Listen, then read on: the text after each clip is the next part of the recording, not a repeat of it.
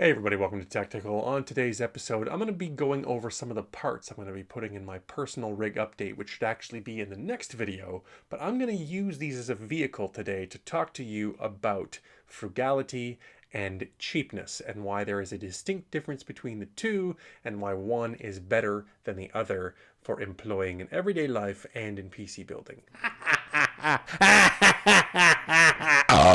Those of you who watch my videos regularly will know that my fondness for the micro ATX form factor is indeed real, and that I'm also kind of getting tired of my ITX enclosure for a number of reasons, mainly the lack of expandability. I'm a content creator. I kind of want to put a capture card in there. I want the extra 2 memory slots because Premiere Pro loves memory, and so on. So that considered, I had 2 options in mind for this year. One, you wait until Zen and KB Lake and see which one is better and invest in that and go brand new entirely. Or I could pick up a Z97 motherboard micro ATX form factor that has all the features I need and stick with my 4790K for now. As it happens, I found the exact motherboard that I've been looking for a long time. The Z97 MX Gaming 5, I think is the product number from Gigabyte, and it's sitting right over there on my test bench, getting loaded up and ready to go. Anyhow, once I found that motherboard, that of course opened the floodgates. I had to buy a new micro ATX case, had to think about my cooling options, I had to think about my storage options because that has an M.2 slot. So all of that came into consideration for me to decide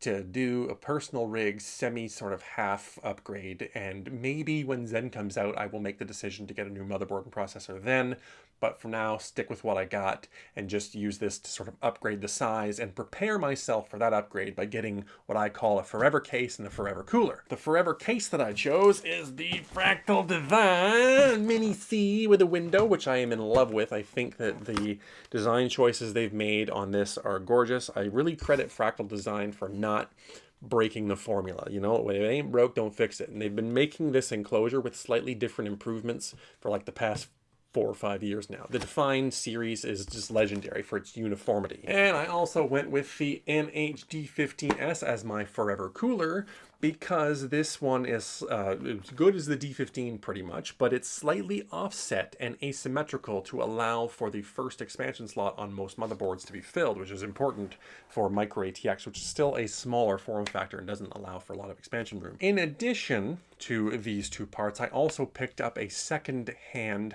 512 gigabyte NVMe drive, a PM961, which is essentially a 960 Evo, but the OEM version without the fancy decals and the black PCB and all that. And that's currently sitting in my motherboard getting loaded up for when I actually make the transition after the filming and editing of this video. So to summarize, we have all of our stuff in 2 sort of simple categories here. This, and that SSD over there are sort of in the permanent category. And that $70 motherboard that I picked up is just a for now component that I will resell later if you kind of follow my logic here. Anyway, on to the topic of today's video, the real topic of today's video, which isn't so much of my personal rig, but it's about why I chose this Fractal Design case over some cheapy $30 case, and why I chose this Noctua cooler over a Hyper 212 Evo or a cheap AIO or something like that. Let's start with the air cooler first, get the obvious out of the way. The reason I like air coolers over AIOs is because pumps add an additional layer of failure. Every component that goes into making every piece of equipment in your system has a likelihood of failing that is different from component to component. Capacitors have a lifespan based on the amount of heat they receive, and things like pumps have a lifespan based on the amount of friction they endure throughout their lives. These are things that you have to consider when buying parts. I am not a fan of employing a cooler that has more than one failure point, and the failure point on this thing is the fan itself. Now, is this product cheap? Absolutely not. After taxes here in Canada, I think it ended up costing me $110, and that's a lot of money for a CPU cooler. But when you factor in the lifespan of this thing, which could be upwards of like 10 or 15 years, really, seriously, I have coolers sitting over on my shelf right now from like 2003 that are still perfectly good and usable. When you talk about the lifespan of this thing and the cost spread over that time period, it comes to less than $10 per year, and that's a fantastic investment for such a beefy ass cooler used over such a long period of time. So again, frugality is about attaining value and not necessarily saving money in terms of the bottom line immediately from the initial purchase. And this is one set example. Case fans provide another excellent example. So this 120 millimeter airflow optimized Noctua fan, the Redux version. It's actually pretty inexpensive for the quality that you get.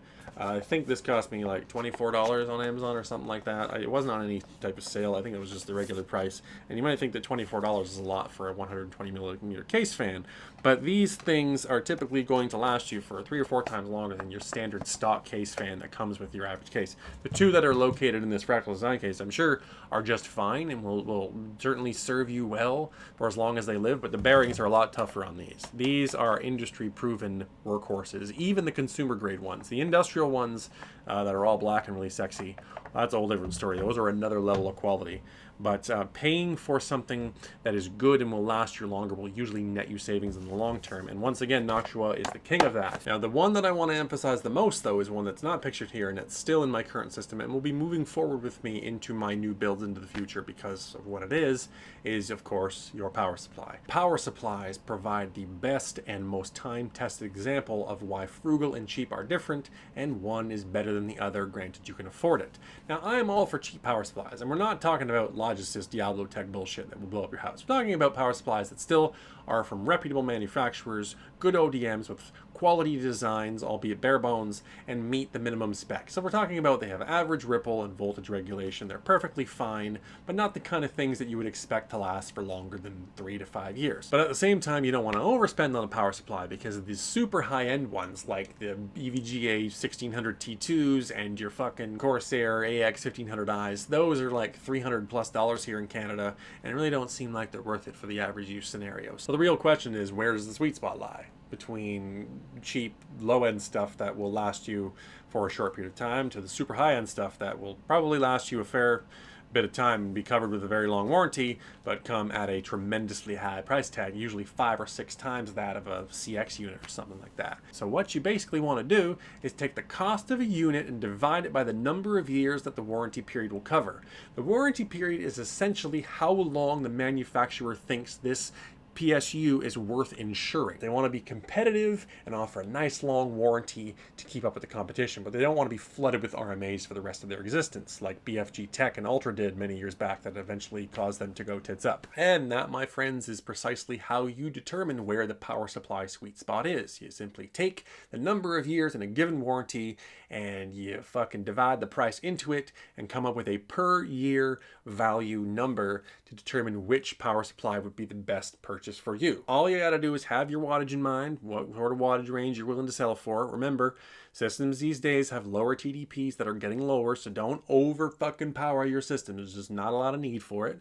Get something that's gonna run quiet and efficiently for the entire duration of its lifespan, and then pick the one that gives you the best per year rate of return on your investment. And when I say return on investment, of course, I'm not talking about monetary return. You're not getting any money back for it, but you're getting power back for it. You're getting DC power from that AC wall juice and powering your system with it and giving yourself personal enjoyment, which is another form of return on your investment. So before we close out the video, let me give you a real world practical example of what I'm talking about. So at one end, you got yourself the CX650M, which has a 5-year warranty, is semi-modular and bronze rated, which means you're going to be paying a little bit more at the wall for the power you're actually sucking into the thing. On the flip side, you got yourself the EVGA P2650 or the Corsair RMX fucking 650, I guess, if you like Corsair better, whatever you want. I'm not being biased towards any given company, which is also 650 watts, but platinum rated with a 10-year warranty. So then all you got to do is take that warranty period and divide the cost into it and figure out what per year cost you can assign to that unit. So for the CX650M,